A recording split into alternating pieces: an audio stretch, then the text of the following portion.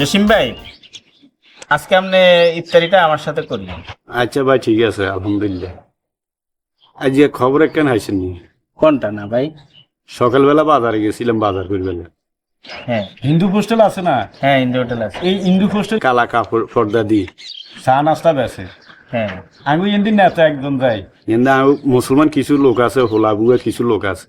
বেরুতারি তারা চাটা খারারি এত গরিব ভাই ইচ্ছা তরবে বানাইছে। যে মায়ের রে ভাই, মায়ের দিও কি এত ক্ষমা দিছেন? কিছে ইয়ার পরে আবার কান ধরাইছে, কানে ধরা উড়াইছে বইছে। আহা, শুনেন জসিম ভাই, ঘটনা হইলো এরা যে রোজা রাখে না, এটা অন্যায় হয়েছে তাদের। রোজা আল্লাহর হুকুম, এরা রাখার উচিত ছিল। আর নেতা সতর্ক করতে পারে। হ্যাঁ, নেতা উনি সমাজের যদি কোনো দায়িত্বশীল ব্যক্তি হয়, উনি সতর্ক করতে পারে। তবে উনি যেভাবে লাঠিচার্জ করছে, ফিটছে, কানে ধরাইছে, এইটা ওনার অধিকার না। রমজান মাস আসছে, মহান আল্লাহ তাআলা আমাদের উপরে রোজাকে ফরজ করছেন।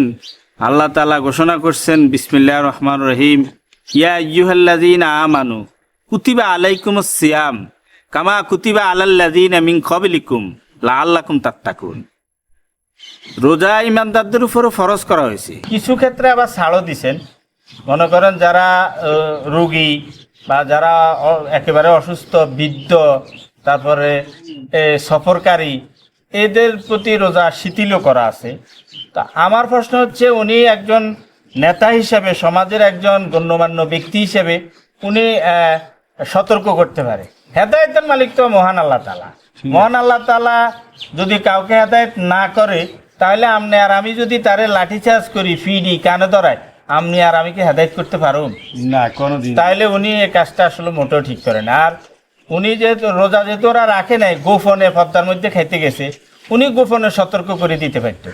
আপনি আমি রোজার কথা মানুষকে হেদায়েতের বাণী শুনাইতে পারি, বলতে পারি, জাহান্নামের ভয় দেখাইতে পারি। রোজা না রাখলে আল্লাহ তাআলা জাহান্নামে কি শাস্তি দিবে, এগুলো আমরা বয়ান করতে পারি।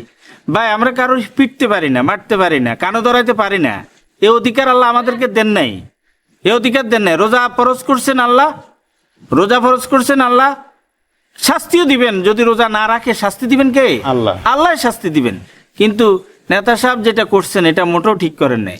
নেতা সাহেব হয়তো দুইজনকে ঠিক করছেন, দুইজনকে শাস্তি দিয়েছেন, তিনজনকে শাস্তি দিয়েছেন, কিন্তু সারা দেশে, সারা বিশ্বে লক্ষ লক্ষ মানুষ আল্লাহর হুকুম লঙ্ঘন করে যাইতেছে, রোজা ভেঙে খাইতেছে। ওই নেতা সাহেব কি পারবে সবাইকে এভাবে করতে?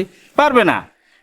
মূল কথা হচ্ছে, হেদায়েতের মালিক মহান আল্লাহ তাআলা। হেদায়েত মহান আল্লাহ তাআলা। যদি যতক্ষণ পর্যন্ত মানুষ নিজে থেকে না বুঝবে যে এটা আল্লাহর হুকুম, এটা পালন করতে হবে, না করলে গুনাহ হবে, কিয়ামতের ময়দানে আমার আযাব হবে, আমি রোজা পালন না করার কারণে আমি জাহান্নামে যাব, এটা যতক্ষণ পর্যন্ত নিজের মধ্যে অনুভূতিটা জাগ্রত না হবে, ততক্ষণ পর্যন্ত কোনো নেতা সাহেব লাঠিচার্জ করে, ফিডে, মারে, কানে ধরায় হেদায়েত দিতে পারবে?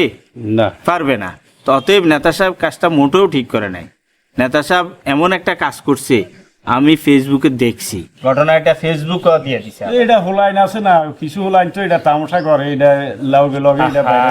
এই যে একটা বয়স্ক মানুষ দেখলাম, ওনারে কানে ধরাইলো, তো ওনার ছেলে মেয়ে আছে উপযুক্ত, হয়তো আছে না, থাকতে পারে না, আছে। তো ছেলে মেয়েরাও তো এই ভিডিওটা দেখছে, আবার এলাকার মানুষ দেখছে। এই ছেলে মেয়েদেরকে বিবাহ শাদী দিতে গেলে আমাদের বর্তমান সমাজের অবস্থা তো জানেন, সমাজে একটা কুসংস্কার আছে, ওই যে বিয়ে শাদীর সময় আপনার খোঁজ খবর নেয়, বাবা কি করে, দাদা কি করছে, তখন কব এই যে অমুকের যে লোকের রোজা ভাঙি খাইছে আর ফিডা খাইছে, ফিডা খাইছে, হ্যাঁ। সেই লোক, তাইলে লোকটা সারা জীবনের জন্য একটা কলঙ্কিত হয়ে গেল না? বুঝছে না। না, নেতা এই জিনিসটা মোটেও ঠিক করে নাই।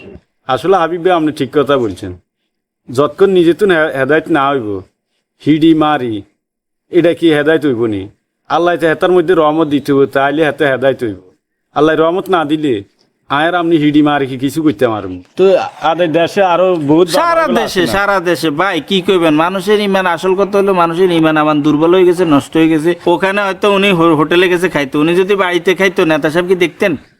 যদি মানুষ নিজে থেকে হেদায়েত প্রাপ্ত না হয়, আল্লাহ যদি তার মধ্যে রহমত না ঢুকায়, হেদায়েত আল্লাহ না করেন, তাহলে হিডি মারি কি সম্ভব? সম্ভব না। তো ঠিক আছে ভাই, এটা আসলে মোটেও ঠিক করেন, এই জিনিসটা খুব খারাপ হয়েছে নেতা সাহেবের। তা আমি পরবর্তীতে শুনছি ওই নেতা নাকি আবার মাপ টাপও চাইছে। যে এই ঘটনার জন্য সে দুঃখ প্রকাশ করছে, মাপটা বোঝাচ্ছে। তো ঘটনা তো ঘটাই দিছে, মাপ চাই আর লাভ হবো কি? ফেসবুকে সব বিভিন্ন জায়গায় তো এটা প্রচার হয়ে গেছে, মানুষ তো দেখেই ফেলছে।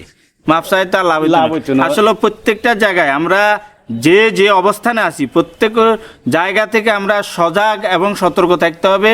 এবং আমি যে কাজটা করতেছি এটা আসলে ঠিক কিনা, সমাজের জন্য কল্যাণ কিনা, এটা মানুষের সম্মান রক্ষা হইতেছে না সম্মান নষ্ট হইতেছে, প্রত্যেকটা বিষয় আমরা চিন্তা করে কাজ করা উচিত, আমাদের বিবেক খরচ করা উচিত। তো ঠিক আছে ভাই, ইফতার একসাথে করবো আমরা।